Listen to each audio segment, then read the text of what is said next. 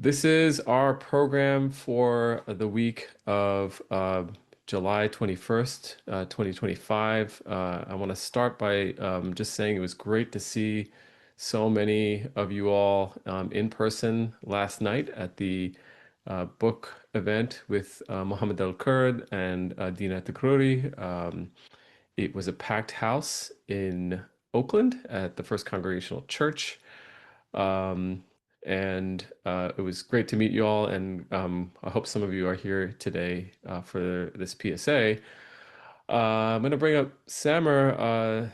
Samer, great event last night. It was a lot of fun and also very challenging and thought-provoking.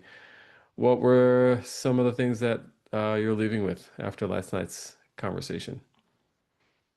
Um, Other than melting into my chair when you called me out publicly, my other takeaways. How could you?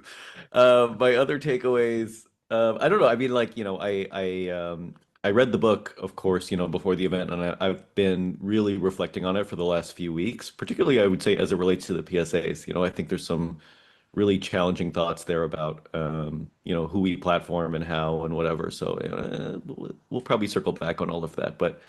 I just really appreciated the the sort of like casual self-assurance of it all. There's something about the way that Muhammad handles himself where he's just like, yeah, like I know that we're on the right side of history. I know that like this is right and that is wrong, and I'm not going to like play games about any of that. I'm just going to do the thing that feels right. And like, for all the ways we torture ourselves for trying to think of like exactly the right things to say in exactly the right times, it's refreshing to remember that like maybe just moral clarity, you know, instead Yeah. of strategic nuance. Yeah. I mean, the strategic nuance is appreciated, and also he's the type of scholar in the kind of tradition of a Baldwin or a Fano who just like cuts to the heart of the matter. And very young, I would also say, and precocious in that vein.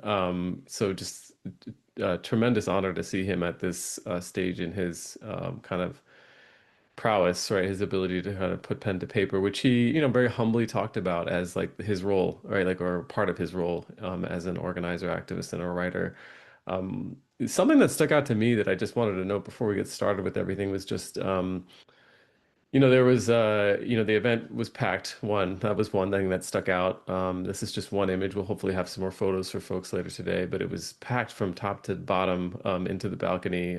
So people turned out in a week's notice, which is a credit not only to AROC Action and AROC's kind of ability to turn folks out, but also NCP, of course, as well. But the interest from the community in this conversation. But to the point that you were making about what Muhammad challenges everyone in the room to really think about, there was one point in which he was ragging on the New York Times by calling it a rag, which I think was a memorable interaction between him and Dina as she asked him about his opinions on mainstream news media.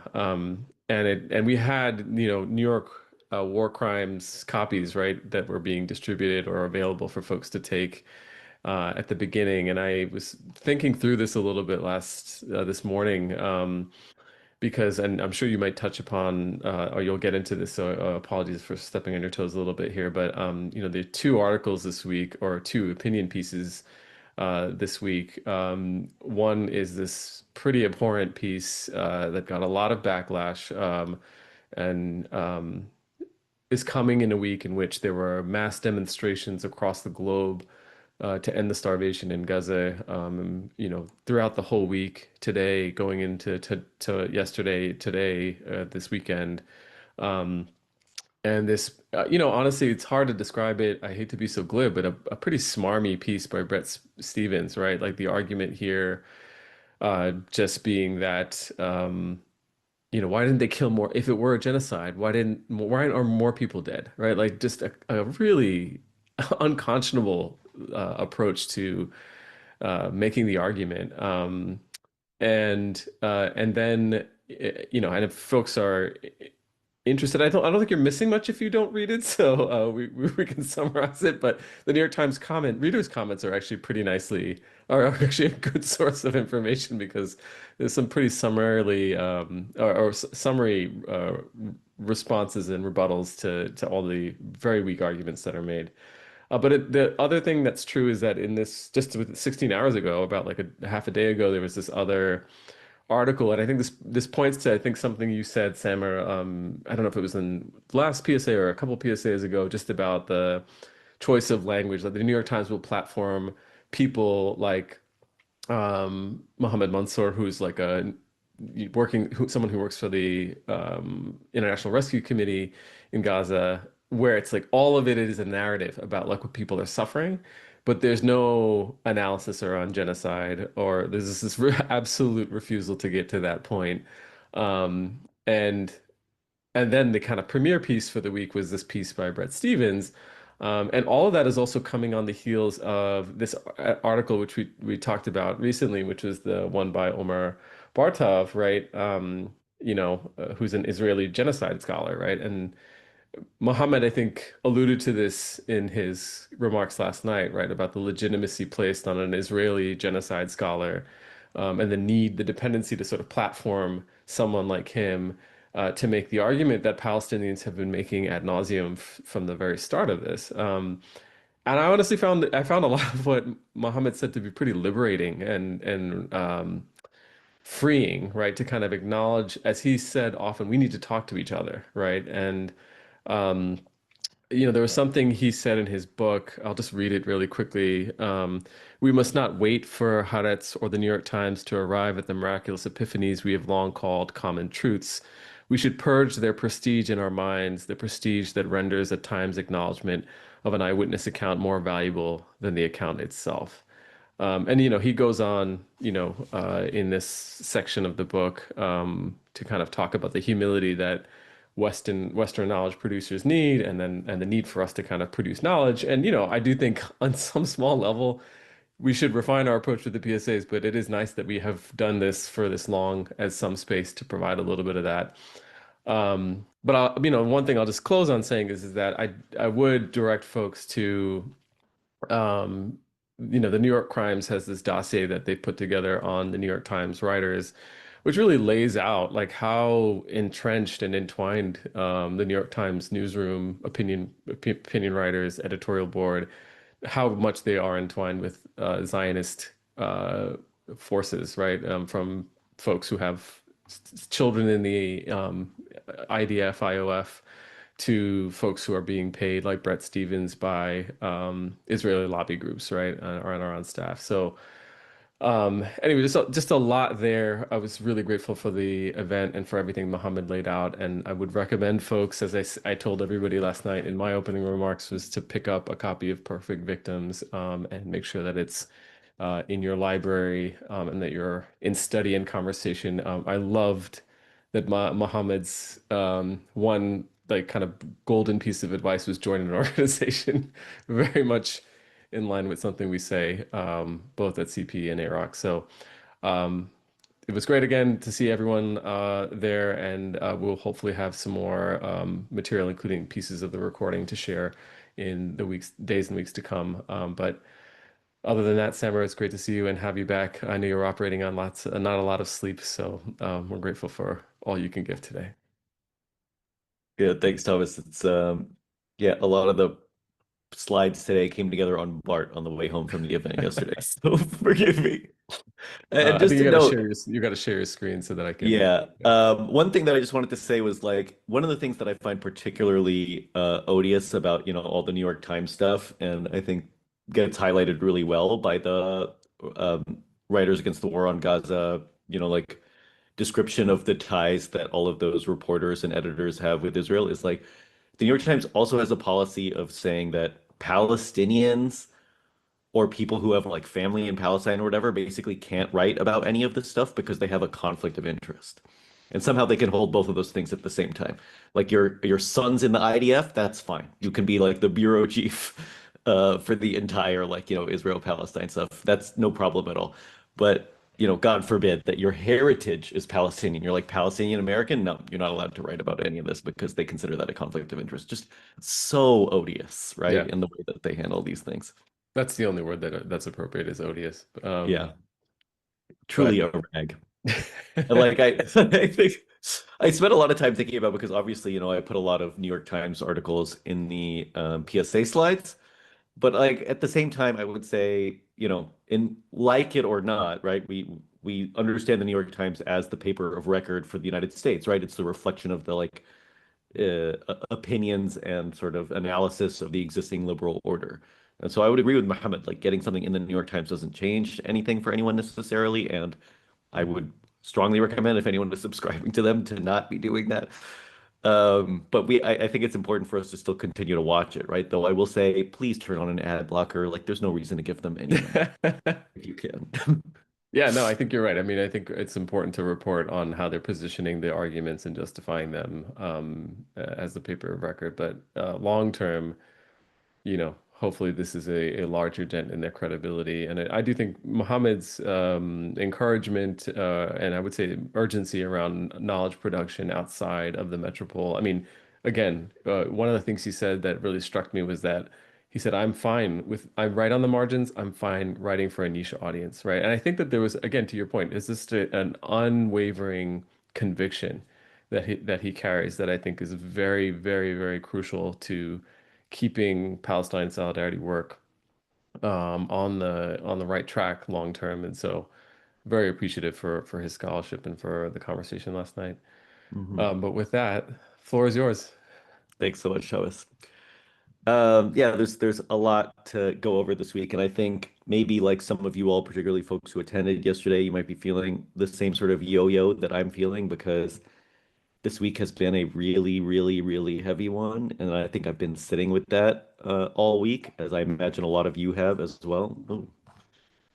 Um, and like I felt a lot of like energy and enthusiasm and excitement last night, and that's balanced it out a little bit. But at the end of the day, like we've seen easily one of the worst, if not the worst weeks that Gaza has experienced over the course of this like escalated genocide over the past 2 years. Another 1,000 people dead since our last PSA last Friday. The overwhelming majority of whom appear to have been shot in aid lines at these Gaza Humanitarian Foundation uh, death camps, basically. And that's just been absolutely horrendous to see, And in the context of that, of course, also the escalation of the mass starvation campaign to the point where uh, we've been talking about, the IPC classifications of how, the level of food insecurity in Gaza has been steadily increasing, particularly since that period in March, where Israel cut off all supplies into Gaza and is now letting in about a tenth of what they were letting in before. And as a reminder, what they were letting in before was a fraction of what was getting in before October 7th. Before October 7th, it was something like 500 trucks per day of food, and now it's about 20. Most of which, of course, is going to the Gaza Humanitarian Foundation, which is limiting that aid to like a few specific sites in ways that, we've talked about many times before, and we'll sort of loop back on because there's been new rounds of condemnations on that. But we've reached at a point of acute malnutrition to the point where the damage is irreversible. Like even if, by some miracle, the borders open tomorrow, and all the food that's been sitting there that the UN has ready to distribute actually manages to get in, the damage can't be undone, right? The level of like harm to the human body for people who have been experiencing this level of caloric deficit for this long, um, it like can't be reversed, right? So we're in a terminal stage of this starvation campaign in a way that like, almost beggars belief. Like I find myself, and I'm sure lots of the folks listening feel this way, like I find myself constantly thinking about this. Like every time I put a morsel of food in my mouth, the last thought before I go to sleep, the first thought I have when I wake up, just that the unimaginable cruelty of it on its face and how obvious it is that this is just a campaign of nothing but extermination and cruelty. Um, and been, for better or for worse, like the broad public narrative. We're seeing the WHO, along with I think 100 or so other aid groups, have all signed a letter calling for Israel to lift the blockade and to let aid in. Um, Along with a group of countries that are all signing it. I think there was 28 countries that all signed a letter to a similar effect, also calling for the war on Gaza to come to an end itself, and that's like including the UK, uh, Canada, Japan, like countries that don't typically do that kind of thing. Um, it's still broadly falling on deaf ears, obviously, but there's a particularly powerful article this week in 972 magazine, written by Ruwaida Amir, just about what daily life in Gaza is like. If you can, I really recommend that you give it a read, but I will warn you that it is not an easy read. It's gut-wrenching. But I think it does paint quite a picture of what daily life is like in Gaza at this point. And we're at the point now where uh,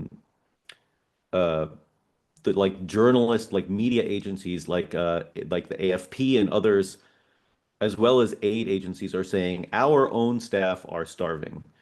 And we're no longer capable of doing anything, not only because we've run out of supplies, but because the staff we have on the ground aren't functioning anymore because of their own caloric deficits.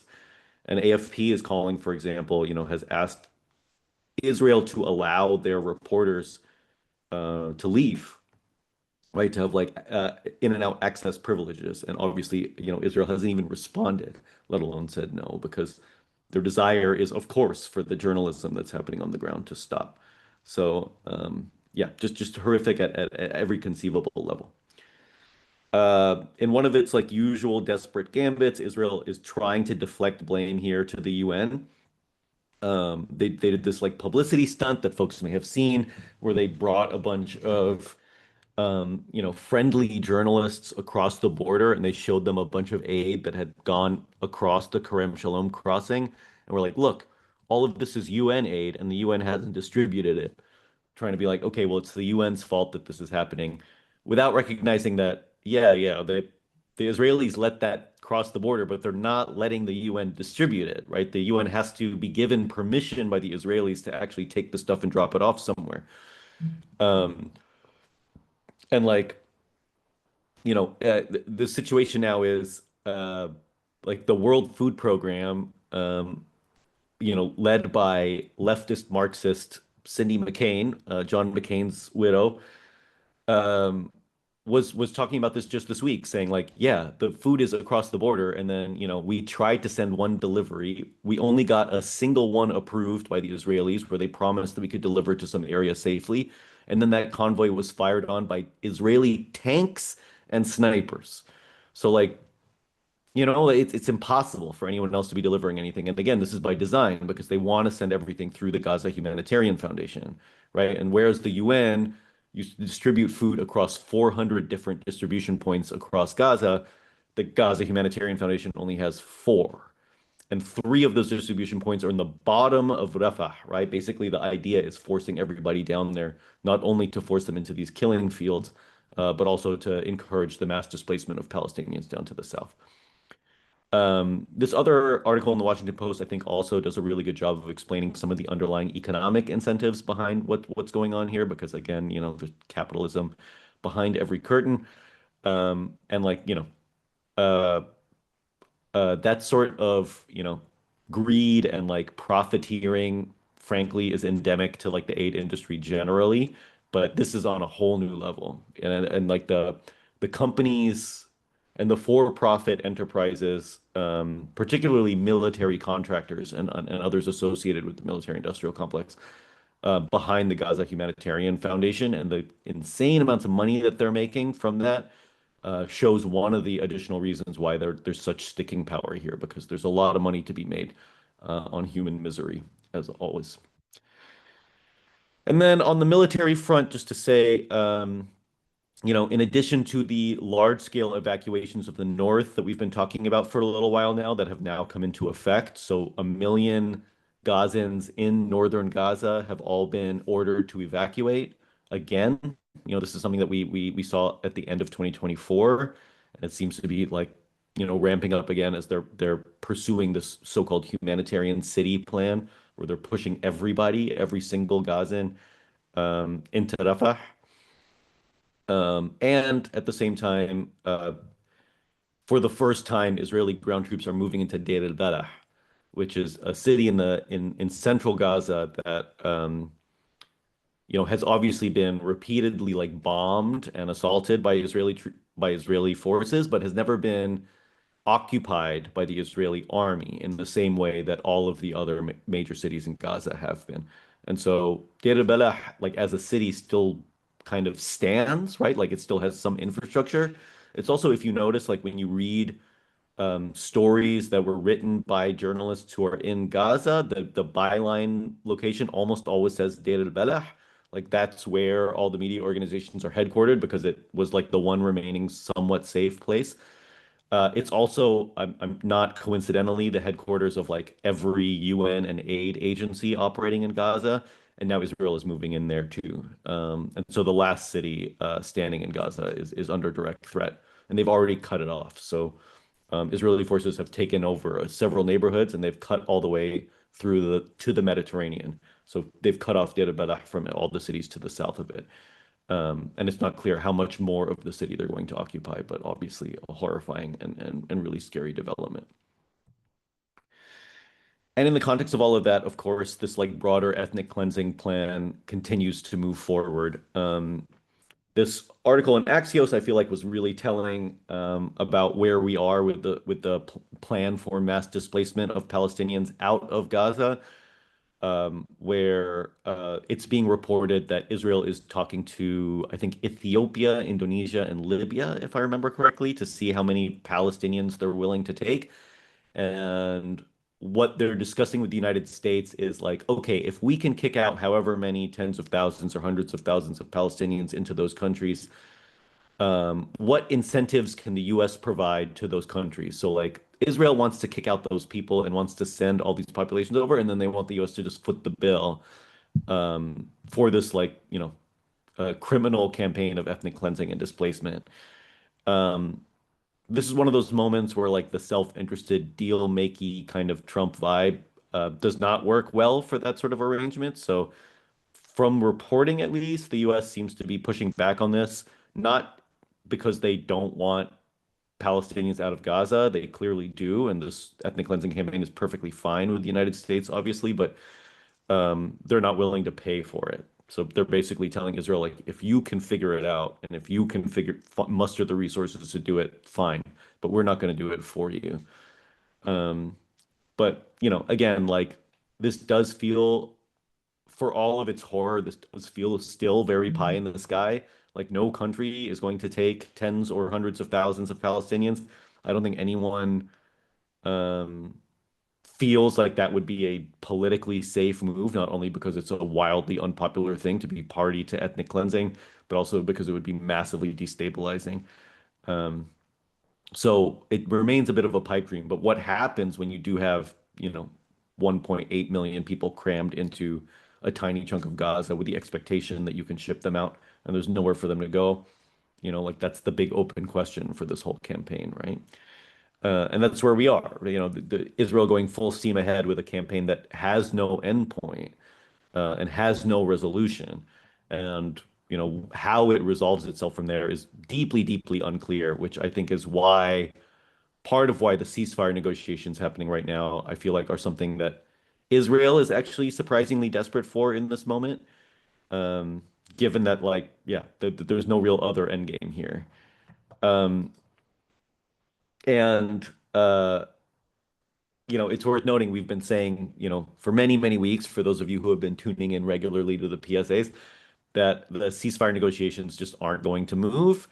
And sure enough, what we saw this week was the US and Israel have pulled out of the ceasefire negotiations in perhaps the most like theatrical and childish manner imaginable. Like you can see in this Haaretz article that broke the news that pulling out was coordinated with Qatar in an effort to like push Hamas into a weaker bargaining position. So because Hamas basically hasn't moved on the same three criteria that we've been discussing on the show, the withdrawal of IDF forces back to the same withdrawal lines that they had from the last ceasefire negotiation, the resumption of the UN's management of the food delivery system away from the Gaza Humanitarian Foundation. Um, and then the third, of course, and most important being some sort of mechanism to ensure that things move from a temporary cessation of hostilities into a long-term ceasefire. Israel won't agree to any of those three things, as we've been talking about. So once again, there doesn't seem to be any movement on the ceasefire. But this, sort of attempt to like back Hamas into a corner. It's really like, this article is worth a read just because it really gets into the ways that what the US and Israel seem to be perceiving in this moment is that Hamas thinks it has the upper hand because of the global condemnation of Israel right now. And they're trying to do something to counterbalance that upper hand, right? To win back some bargaining power. But like they've also telegraphed that really publicly. So, in one of the earlier articles, I think it was the drop site article on a previous slide, and obviously you all will get the slides to look through later. You can see Hamas's response to the ceasefire negotiation is actually in there. Their response to the withdrawal of the other mediators, and they're just like, "We're here and we're still committed. So like, whenever you all are ready to come back and talk, we can talk." So this doesn't seem like a very effective tactic, and I think it's a sign of kind of desperation in this moment. So who knows?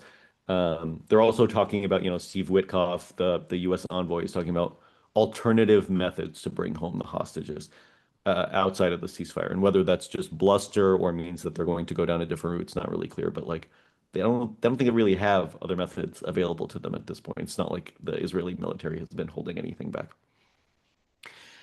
Meanwhile, in the West Bank, a landmark vote in the Knesset, 71-13, calling for the full annexation of the West Bank. This is a non-binding resolution. It should be noted, so it doesn't mean anything practically in terms of the legal conditions on the ground, but it is worth noting that that's a massively lopsided vote, and those 13 votes against it are the Palestinian members of the Knesset, of whom there are almost none left, right? Because they're getting like arrested and kicked out.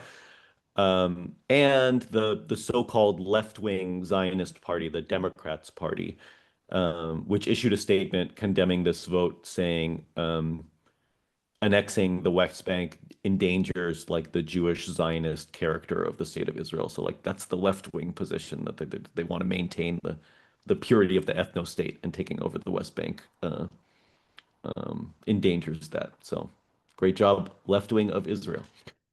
Um, Meanwhile, of course, like the killing of Saifullah, the U.S. citizen from Miami, who was beaten to death in the West Bank last week, I think, is earning enough ire, at least that 30 Senate Democrats, that's a very large number of Senate Democrats, are urging an investigation, like a U.S.-led investigation, instead of the usual deferring to Israel to investigate itself about how this happened. This is, causing enough ire that I think like it remains to be an important point, even if, three-quarters of the Senate couldn't care that an American citizen was beaten to death by Israeli settlers and is under the watch of Israeli forces.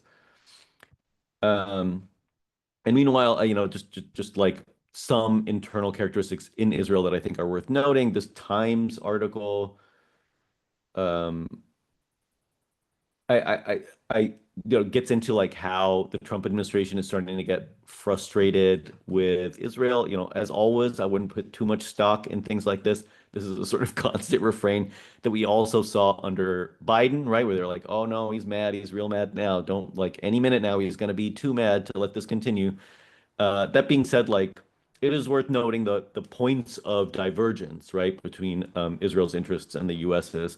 And like just this past week, right, the Israeli bombings in Syria, the bombing of the church in Gaza, and of course the killing of Saifullah in the West Bank are all things that like don't really fit into the Trump administration's plans for what's supposed to be happening in the region. So there are friction points here, right? Whether they'll amount to anything is a different question, but it's just good to flag those friction points. And of course, the so-called anti-war protests in Israel continue to expand, where thousands of people now are taking to the streets saying, this is a catastrophe for everyone, and like that there needs to be humanitarian aid in Gaza, and the war needs to end. So those internal pressures, I think, really matter too.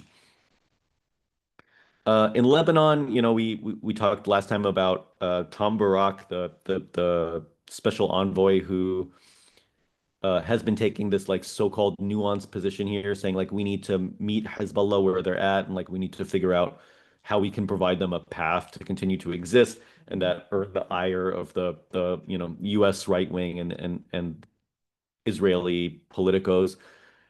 Turns out that Tom Barak's offer to Israel was considered to be his offer to Hezbollah was considered to be so far beyond the pale that Hezbollah rejected it outright, basically being like, "No, we're not going to surrender." In that way. It called for a full disarmament of the like Hezbollah's armed wing within 4 months, and basically like no like clear mechanism for how that's going to go or why Hezbollah would do that, and whether they would be safe from again the daily or at least weekly violations of the Hezbollah Israel ceasefire that was signed. Uh, just this week, there was another Israeli bombing in the south, and some targeted assassinations inside Lebanon. So, like, not super clear how that's going to result in uh, getting agreement from the party leadership to do something like that. And basically, they were like, the statement from Hezbollah this was, we're open to any arrangement, including potentially disarmament, but that has to be done as a Lebanese dialogue with other Lebanese actors, not as a mandate from the United States. Like that's just not going to work for us. Um, and so, it's fascinating, I would say that like, I mean, it's not particularly surprising, but worth noting that uh, what Tom Barak is saying in these circumstances is like, yeah, Hezbollah has to completely dearm. There's no way that like they can't continue to have any sort of weapons or anything. And then asked by the media, okay, well, does that also mean that the United States is going to force Israel to withdraw its forces from Lebanon? His response is, well, no, the U.S. can't compel them to do anything. That's not our role to compel them to make decisions like that. So Hezbollah, yes, we can compel them all we want. Israel, no, we're not allowed to compel them to do anything. Very, very telling. The other big news from Lebanon, of course, this week is George Abdullah, the resistance fighter, has been released, but that's a story maybe for another time. Jumping into Syria, there are new negotiations happening right now between Syria and Israel, looking for what they're calling a comprehensive agreement between the US, Israel, and Syria, which sounds a lot to me like normalization. So there might be some sort of deal here. In the very typical Israeli playbook, they occupy a bunch of land. They return some of that land in exchange for normalization and some sort of security guarantees. Um, so that might be the way that this is going. I wouldn't be surprised if it was, but we are still a little ways away from that, so it's a little hard to say.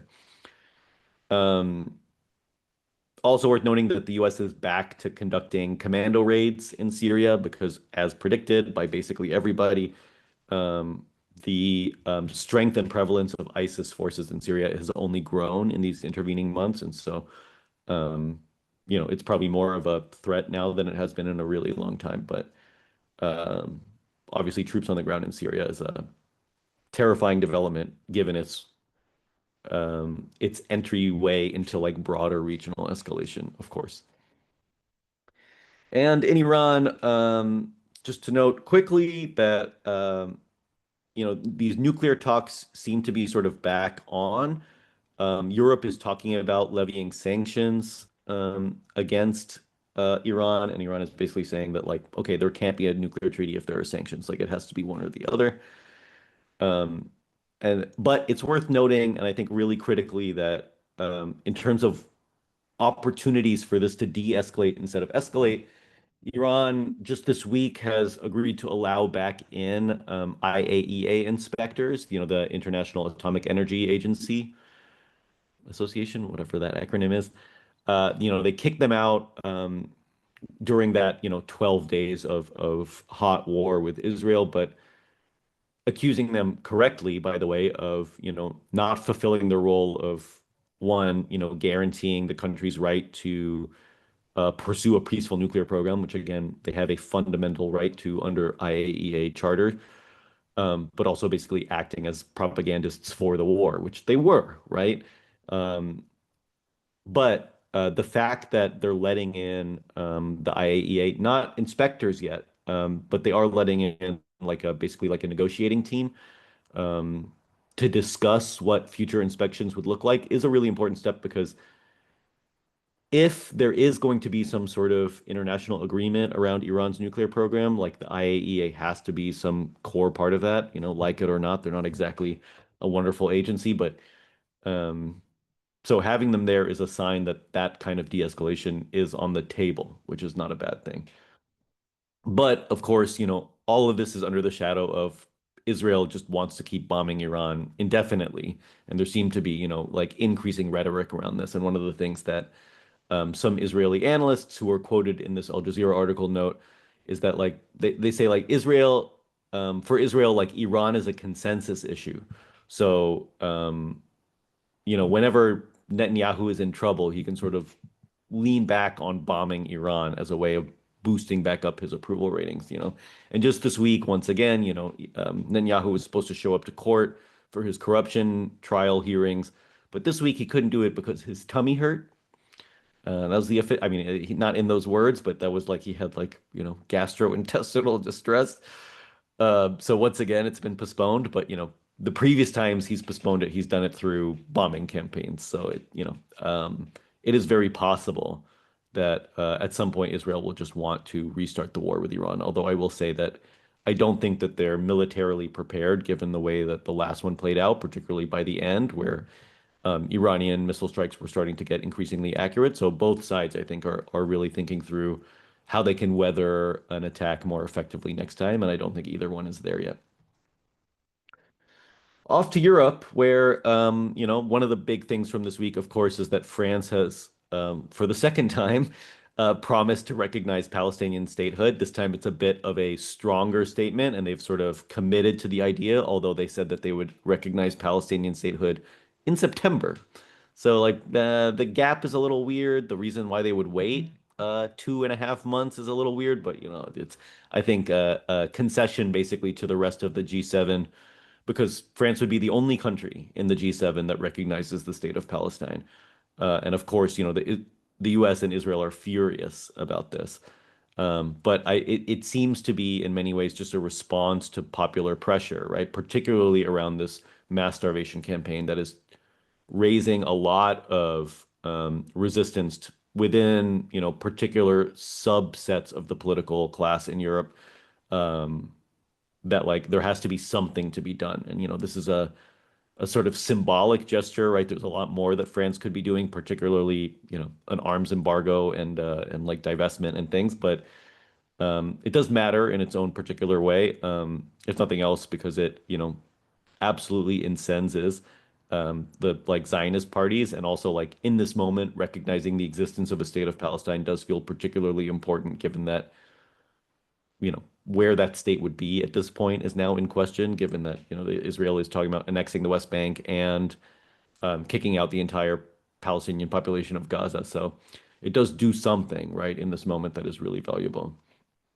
Um, and in Belgium, the Hinda Jab Foundation, just heroes of our time, have successfully led to an arrest in Belgium of two Israeli soldiers and an investigation for their participation in war crimes. So like huge, right? There shouldn't be impunity for Israeli soldiers anywhere, and the Hindu Rajab Foundation is at the vanguard of making that happen. In the UK specifically, we're also seeing surprisingly a lot of pressure, even from I think the head of the Foreign Affairs Committee, if I'm remembering correctly, like within Keir Starmer's cabinet, pushing him towards Palestinian statehood recognition. And again, this is a direct response to the starvation campaign. But at the same time, the other thing we're seeing in the UK is, of course, the crackdown on Palestine Action, which the British Parliament declared a terrorist organization a few weeks ago. We talked about this on the PSAs, which has now this week or yesterday, I guess, earned a condemnation from the UN Office for the High Commissioner of Human Rights, calling it a disturbing misuse of anti-terrorism legislation, which, yeah, no duh. Um, and there was a giant rally this past week where we saw some absolutely Orwellian language coming out of the UK, like Metropolitan Police, who would put up signs everywhere that said supporting a prescribed organization is an unlawful act, and then arrested dozens of people who just were out there just to say, we support Palestine Action. And that was it. Like that earned them arrest. So really terrifying stuff. And a reminder of the ways that, everything seems to be bifurcating, right? It calls for recognition of Palestinian statehood and the criminalization of Palestine Action happening at the same time. And obviously, we see similar dynamics happening elsewhere. Some really incredible militant action at several ports this past week, including particularly in Greece, where massive union actions at the Piraeus port are really throwing a cog into Israeli military supply chain logistics, but also Israeli tourists, which is pretty dope to see, right? So, like Israel, everything is being turned around in Greece, basically saying we don't welcome any of that here. And that sort of militant port action, obviously, near and dear to Iraq's heart, but something that, has material consequences, right, for how this genocide is being waged. And the other thing that, I just really wanted to touch on quickly here, that I'm sure folks have really been seeing escalating over these last few weeks, is what feels like a rapidly increasing condemnations of Israel coming from the right. We saw, of course, the previous week we talked about what's his name, that goofy bow tie, Tucker Carlson, and Marjorie Taylor Greene and all of these horrific right-wing ghouls, who nevertheless are talking about why are we financing Israel's Iron Dome system? Why are we involved in these wars? Um, we saw this week Mike Huckabee posted something on Twitter saying that Israel is inhospitable to Christians. And then of course the big thing this past week, of course, was Marjorie Taylor Greene's amendment to a defense aid bill that would have cut $500 million to support Israel's Iron Dome funding. And then also, I'm sorry for the horrific imagery here, but the Daily Express is like a right-wing rag in the UK, but also basically calling out, saying this shames us all, right? And we're all complicit in this. And so hearing that even from the right, I think is really something in this moment. But I want to spend a little bit of time talking about the Marjorie Taylor Greene thing, and of course the response to that by friend of the show, Alexandria Ocasio-Cortez. Every time I call someone friend of the show, who obviously isn't, Thomas freaks out. It always makes me happy. But just to say, AOC, who Mohammed Al-Kurd called, what was the word that he used in the thing? Disgusting. I think he called her disgusting 3 times in the course of the talk yesterday. Um, you know, Sort of infamously voted against that amendment. Noting that she says Marjorie Taylor Greene's amendment doesn't cut off offensive aid to Israel. Of course, I voted against it. What it does do is cut off defensive Iron Dome capacities while allowing the actual bombs killing Palestinians to continue. And as you can imagine, she was widely lambasted by her base for this. I think it's probably the most that AOC has been attacked for anything from the left that I've seen, at least that I can remember. And she got real defensive, right? She posted a bunch of things about it. She said, "My record on Palestine speaks for itself." She went out of her way to point out "Hey, I voted against the bill," right? She didn't accept Marjorie Taylor Greene's amendment to the bill, but the broader aid to Israel bill, she did vote down. Um, And, it's worth noting only 6 people voted for that amendment, right? And a lot of folks that we know did not vote for it. And I think there's a whole host of reasons here. But I do want to note a few things because I've been kind of struggling this myself, and I think it might be worth spending a bit of time struggling with it together. Um, one thing that I want to note, like, of course, we saw not only was there a lot of like lambasting online, but also like AOC's office was vandalized, but people like threw paint and spray painted whatever her office. I'm not exactly sure what happened. Um, and like, uh, you know, it's tricky because in this moment, we're seeing what feels like a rightward shift from AOC, right? Because, that statement in particular about like, oh, all this does is provide defensive weapons capabilities to Israel is like you can't even say that she like doesn't understand the difference between offensive and defensive weapons and like she's sort of making this distinction that doesn't mean anything because it's worth noting that if folks remember way back in 2021, what feels like a lifetime ago, there was another vote on the Iron Dome and she voted present for that. And like that's when, she like voted present and then broke down crying, if folks remember. And then like she put out a statement being like, I wanted to vote no against the Iron Dome funding. Um, but like, I was subject to all of this hateful targeting. And it's fascinating that she's using that same phrase, hateful targeting, the other way around now, right? Where it used to be hateful targeting coming from the Zionists who forced her out of that vote. But now it's hateful targeting from the anti-Zionists, who are mad at her for voting for the Iron Dome. And this sort of like fickle AOC vibe is obviously very frustrating to a lot of us. And at the same time, I think it raises a lot of really complicated questions about where where we sit in terms of how we relate to people like this, right? Because like, what is the goal here? You know, um, I would break it down into two big pieces, right? Like one is what's the strategic orientation we as a movement have with people like AOC? A person who is not one of us, right? Like is not part of the movement, isn't like grounded, like, as Muhammad al-Kurd said very eloquently yesterday, a person who seems to be interested in gathering political power for herself and stature and recognizes that being an advocate for Palestine is a path for her to do that. Um, there's strategic value in that for us, right? Like there's a space in which we can operate that allows us to take advantage of that in a way that advances the cause, right? Like AOC is a co-sponsor of the Block the Bombs Act, for example, has called what's happening in Palestine a genocide, one of the very few members of Congress to do that, and one of the only ones at that kind of level of national prominence that um, is willing to take a line that's, that close to us, even if it's not nearly as close as we'd want it to be. There is strategic value in that, right? Like, I had a very edifying conversation with actual friend of the show, Max Elbaum, yesterday.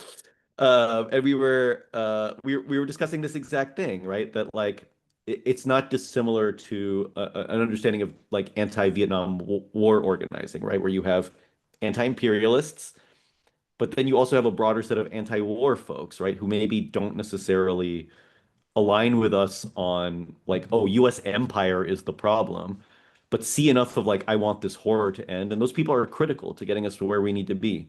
So I think it's really important that we maintain that strategic orientation around people who, um, you know, aren't where we want them to be, but where they are or where we can pull them is enough for us to accomplish strategic objectives, which is not to say don't criticize AOC. I think that's critical for maintaining her position within our orbit, right? Like she needs to understand that she can't take her base for granted and all of these things. I would say the vandalizing of the office is a bridge too far, not because I'm anti-direct action.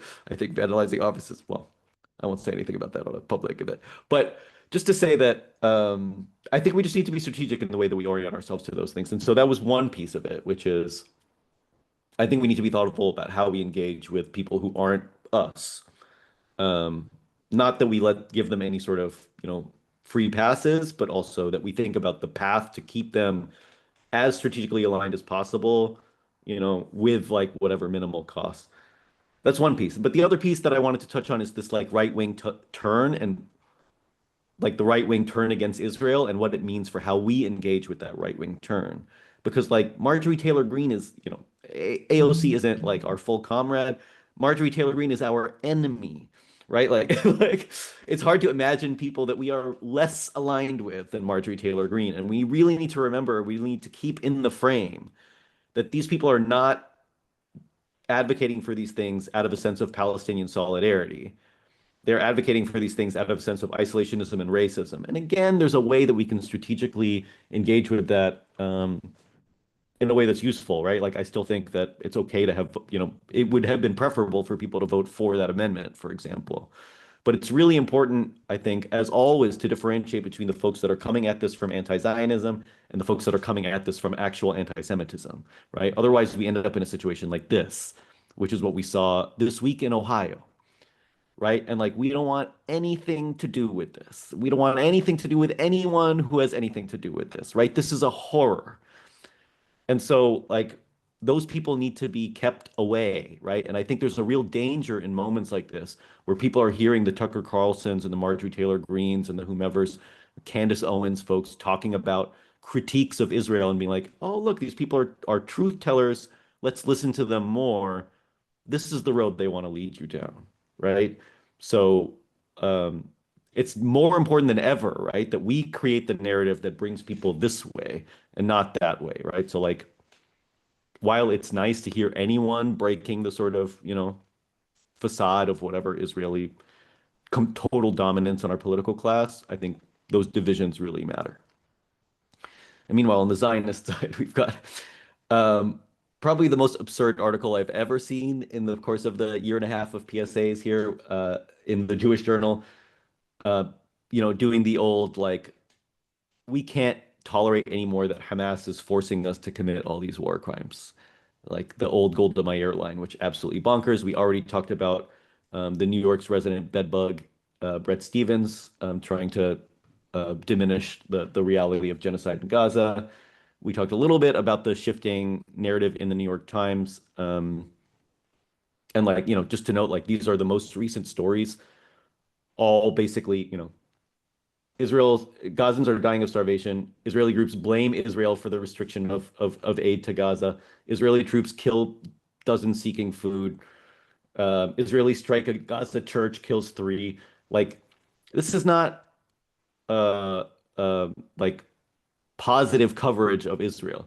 But it's worth noting again, the New York Times is going to New York Times, right? Like even this, and if folks listen to the Daily, don't. But if you do, they talk about this whole like Gaza aid thing, the mass starvation, the fact that it's being used to force everyone into the South and maybe to kick them out of Gaza. Not once do they use the phrase ethnic cleansing. Not once do they use the word genocide, right? Like they're still holding water for Israel. And it's important to remember that. But this narrative shift matters, right? It's a pretty big distinction from where they were like a year ago. And so just to sum up with our 1 minute left, the starvation campaign in Gaza has really reached a critical stage. It's almost unfathomable. And even though we're at the point where it's impossible to reverse, we still can keep it from getting worse. And like the growing international condemnation here, I think is going to have an effect. And so like it's really, really important to keep the volume up on that. In terms of the ceasefire talks, they've basically dried up, around both withdrawals and the resumption of aid. But again, there's, the more pressure we can put to keep that moving, the better it'll be for the longer term trajectory.